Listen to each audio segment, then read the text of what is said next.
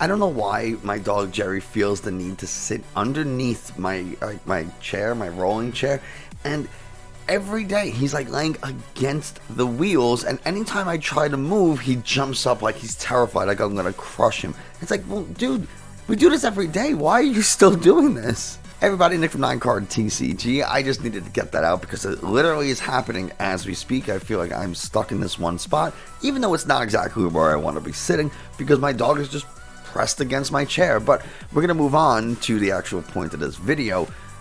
Gengar. It's been about a month since we've touched Gengar, and in that past month, Mew has really solidified itself as like the best deck in the game. It's so good, and Mew has its worst matchup against Gengar and Eternatus. So over the next couple of videos, we're going to be playing Gengar and Eternatus, really just to try and bully some Mews on the ladder. And that's kind of my whole goal today.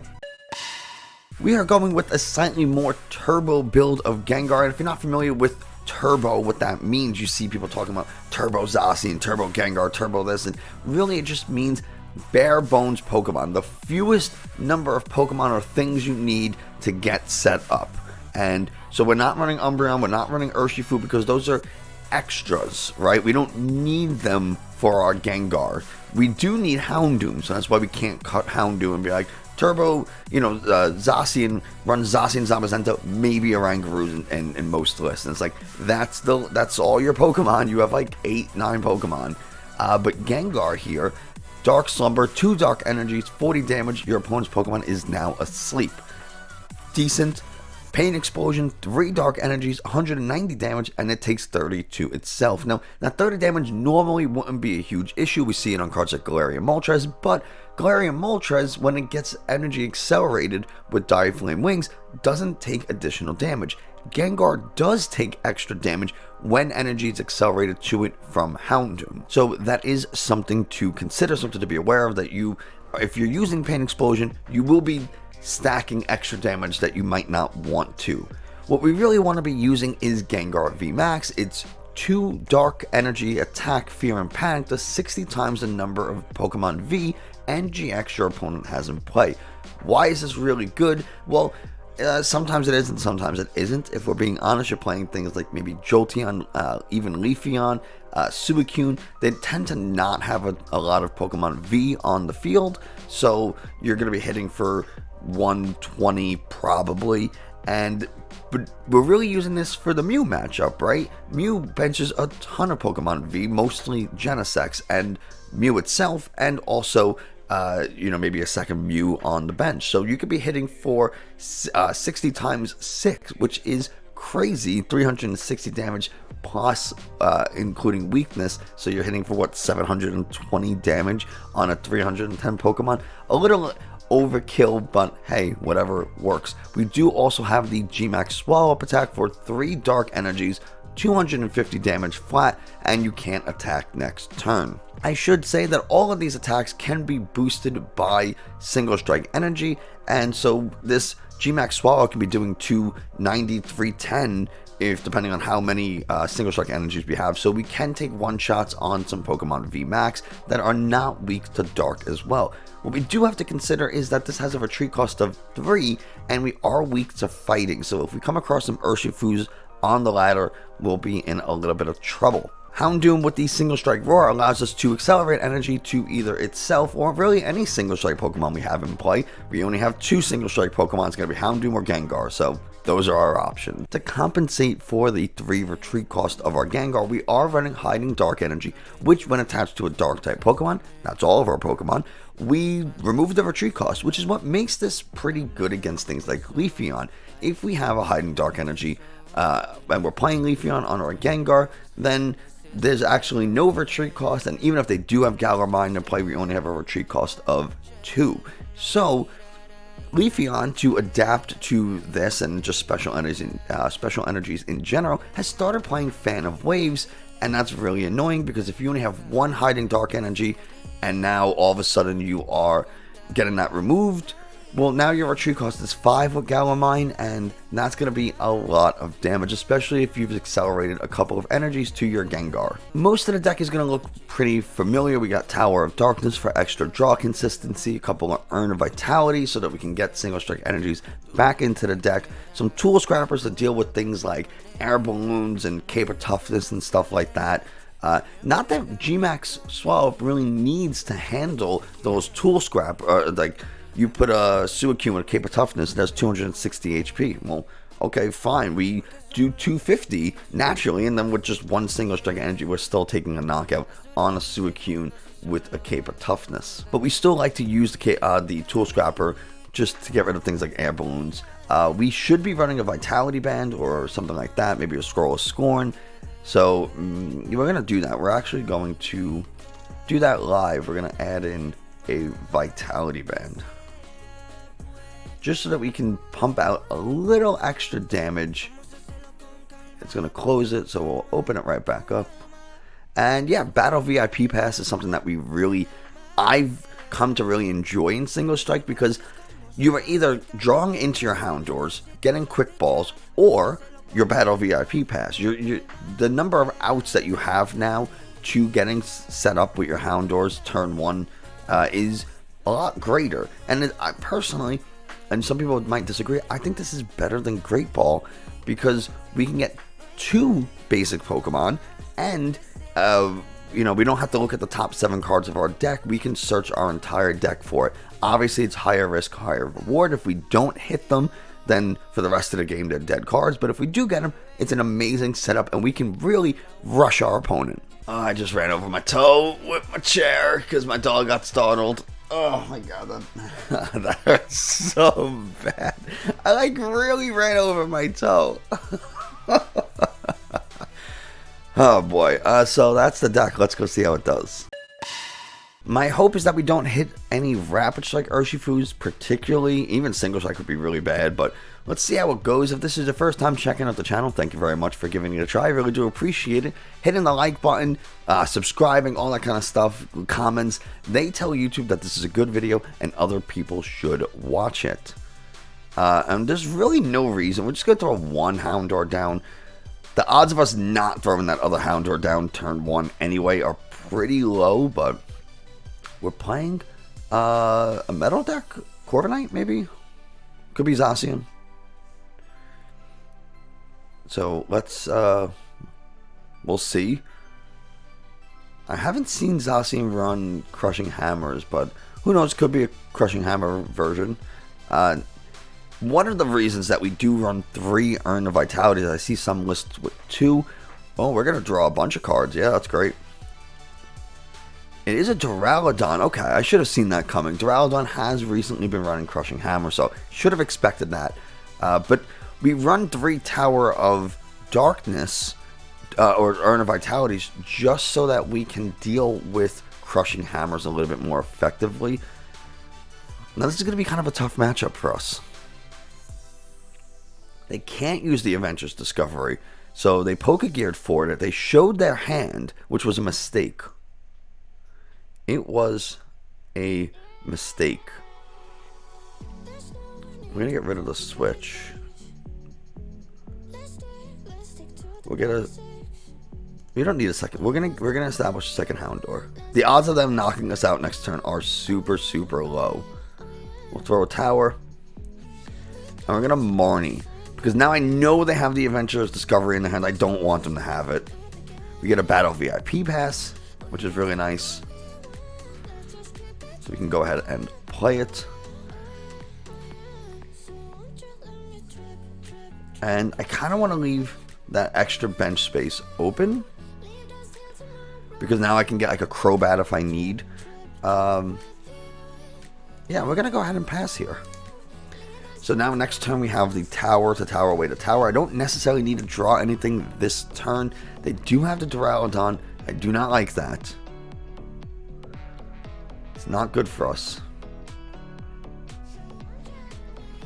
We run 4 Gengar Vs, so I'm fine getting rid of the other one. And that's another reason why I forgot they play Avery. Oh, so we're in a lot of trouble here. we actually can't attack them. So they did put down the Zacian for us, so we can lay into the Zacian, but after they set up a Duraludon, we are kind of stuck.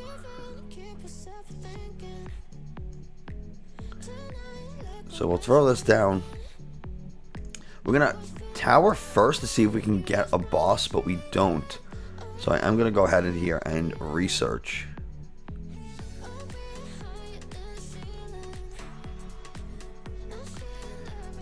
Evolution Incense. We get a Houndoom.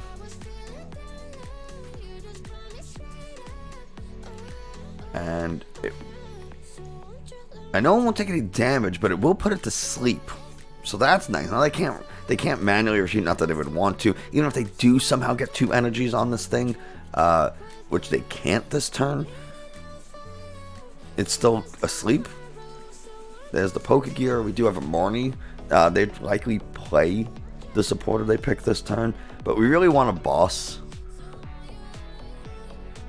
So what other Pokemon V are they going to get with Adventurer's Discovery? I feel like they wouldn't want to bench many Pokemon, right? Other than Duraludons. Because giving us more targets means that we could just get prizes. We actually can KO a Zamazenta V with Gengar. It's still asleep. Very nice.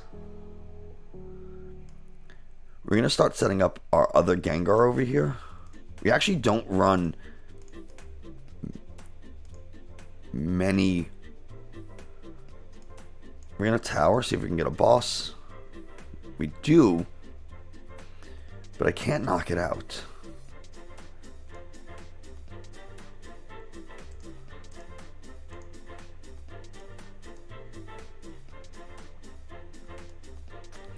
So this will do 6, 12, 180, 200, 220. I actually do think it'll be enough to knock out. There we go. We get an Urn, which is a good prize. And we get a Houndoom, also a good prize. Now, like I said, unfortunately, we are just kind of stuck here. There's nothing we can do. I cannot damage these Duraludons. So, unless they go ahead and bench something else for me to attack, we're stuck. They'll just stall us out. And we have far fewer cards in the deck than they do. So, yeah, I think there's a... Well, I'll get rid of our Houndour. There's no reason for us to get rid of our Gengar, because then we don't have a second attacker, and we, likely don't need that third Houndoom anyway. They are just going to try and stall us out.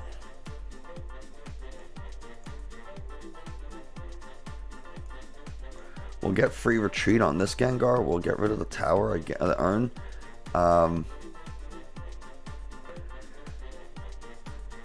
There's nothing I can do. I can't damage it. This is so unfortunate. We're going to not Marnie, because if they do bench another Zacian or something like that, or Zamazenta, we will be able to knock it out. We can just manually attach to the Gengar V. If it's a Zamazenta or if it's a Zacian, we could just boss it. But we have free retreat with the Gengar VMAX. So they are really digging hard for a Metal Energy. They find it. Now there's no reason for them to bench any other Pokemon. They are done. So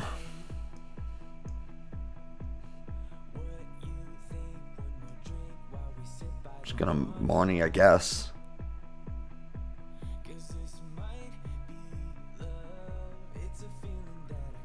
Yeah, that's unfortunately the game. There's nothing I can do. Duraludon just taking wins because too many special energies in the format, and yeah, wow, you hate to see it.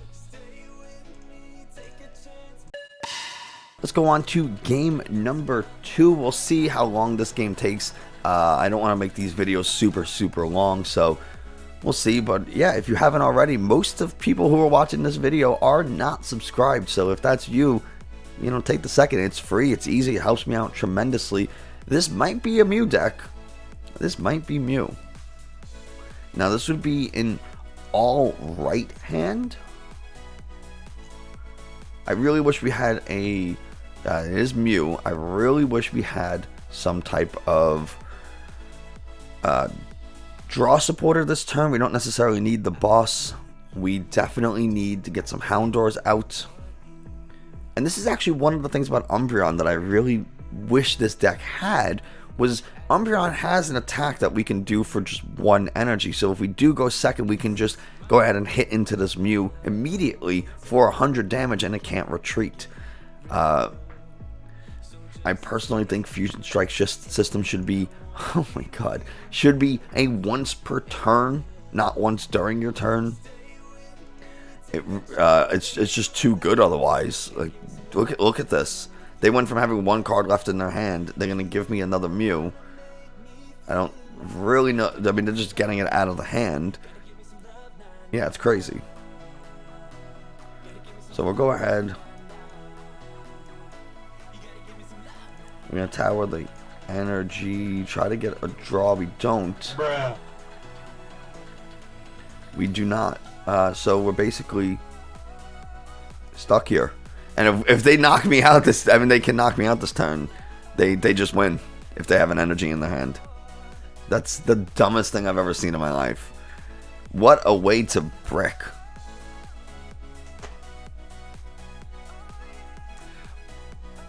Yeah, Mew, it's too good. We'll try one more because that was just an extremely unfortunate hand for us. We did brick pretty hard. We're gonna go heads this time. We do finally win a coin flip. We get to go first, which is nice. And this is, again, not a great hand. We do have a draw supporter, but we're going first, so we can't use it. A Gengar here would be fine. We don't get it, so I kind of have to tower away the Houndoom. And we don't get anything again, so yeah, we're just stuck. I don't know what is up with these hands. We only have 10. I mean, we have 10 or 9 basic Pokemon. 4 Gengar V, 4 Houndour, and a Crobat or 2. So, you know, it's kind of the God. They are just. If we lose this match, we lost to a Mew immediately. And if we lose to the Shadow Rider, I'm going to be so upset. But they are just going to go ahead and attach to the Alcremie, because why would they leave their Shadow Rider in the active? This is, oh no, they're going with the Shadow Rider, okay.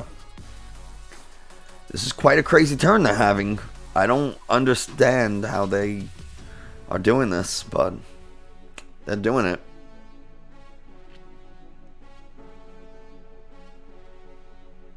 Cool. So if we can, yeah, can't attach any special energies to it, that's fine. I have literally no choice. We are just bricking super hard. Okay. It's not terrible now.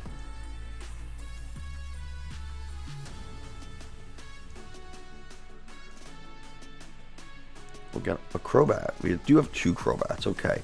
I should be checking my prizes and all that fun stuff, but, you know, I'm not.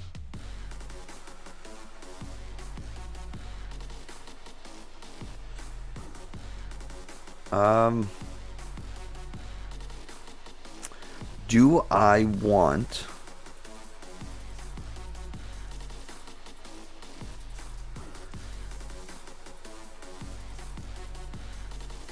Okay. So that's kind of how we have to do things, because I am concerned this Houndour is going to get knocked out. If I wasn't concerned something was going to get KO'd, I would have left the bench space so I can Crobat next turn, but I am pretty sure they're going to knock out this Houndour. So, of course, they have the Evolution Incense. So now here comes the, you know, the constant energy attachments and drawing cards. And you see, that's one of the problems with this format is one bad turn and you can just be in a lot of trouble. But they have to go with the research because they don't have any more VMAXs to, there they go. They had to get the VMAXs out so they can attach a ton of energies. And they are going to go ahead and attach to this one here. So they're really committing hard to this Shadow Rider. But now that one has 3, they can start spreading out their damage. So we don't want to draw any more energies. So when this gets knocked out, we're going to promote the Gengar, attach Evolution Incense for a Houndoom, and then Single Strike Roar onto it so that we can Crobat for as many cards as possible. Ideally, drawing another Houndoom or Gengar VMAX would be the way to go.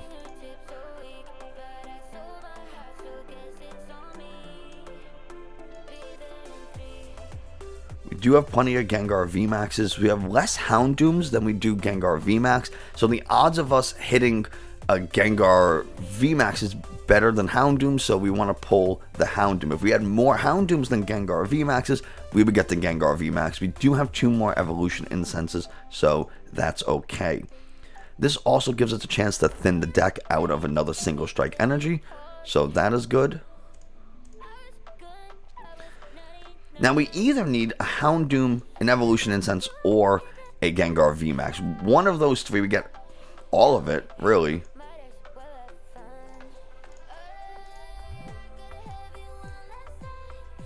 So that's really nice. So go ahead and VMAX over here. And we'll start Single Strike Roaring to our other Gengar V. Because the Fear and Panic attack is going to take the KO on our opponent's Shadow Rider VMAX. So that's nice. You love to see it. Battle VIP Pass is a dead card at this point. Professor's Research can be decent, but I really want a Boss's Orders. There we go. That's what I want to see. Boss's Orders. So if my opponent bosses something else up, or if they Marnie, or if they play Research or Raihan, we will pretty much win the game if they do. Yeah, I mean, all they have to do is not Marnie, basically. I don't care if they knock out this Gengar. I don't care if they Research. None of it matters as long as they don't Marnie. Because we have the Evolution Incense to get the other Gengar VMAX, and we have the Boss's Orders to pull the Shadow Rider from the bench. So we're in business. They're obviously loading onto that Alcremie, and they concede they don't have a way to handle that Gengar VMAX. So very nice. So there you have it, Turbo Gengar. You know, it's a single strike, so you run a lot of cards like Urns and Battle VIP Pass, and sometimes you can brick. If you're going against a Psychic deck, particularly something like Shadow Rider, the odds of you coming back are pretty good. Mew, on the other hand, because we didn't have a second Pokemon, we didn't have any draw support or anything like that, and they went first, and they're able to just draw through so many cards so quickly. I mean, a few other decks would have been able to take a knockout like that so easily, because they would have to play a Professor's Research or a Marnie or something, and now they can't Melanie if it's Suicune, and you know what I mean? It's crazy how good Mew is. I really do think Genesect is too good, but that's a discussion we can have for another day. Thank you so much for watching. I hope you enjoyed, found this a little informative. If you did, don't be afraid to subscribe, like, comment, share, all that fun stuff. I'm going to be in a tournament in Connecticut this weekend, so we're going to post a couple of YouTube shorts, and then I will be back on Monday with a regular video for you guys. So until then, I will see you on Monday, I guess.